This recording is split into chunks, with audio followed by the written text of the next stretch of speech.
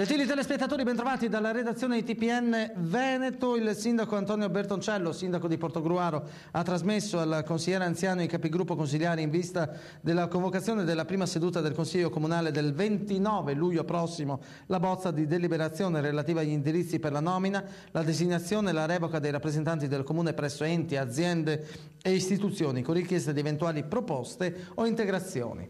Vito Vittorio, portavoce di Angelo Tabaro e del centrodestra, sottolinea che la condizione preliminare di un confronto passa attraverso il riconoscimento del voto. Alcuni rappresentanti di Bertoncello, ha dichiarato Vito Vittorio, hanno ribadito che vogliono un confronto, ma noi questo confronto non lo vogliamo mediato, lo vogliamo direttamente con il sindaco. Centrodestra dunque aperto al dialogo, ma a determinate condizioni. Siamo convinti sia il sindaco a dover parlarci, sottolinea nuovamente Vito Vittorio. Noi siamo la maggioranza, a noi non interessa la spartizione delle sedie, attendiamo il riconoscimento della nostra maggioranza che non è ancora arrivato. Il sindaco quando vuole può chiamarci, siamo a sua completa disposizione, non vogliamo intermediari.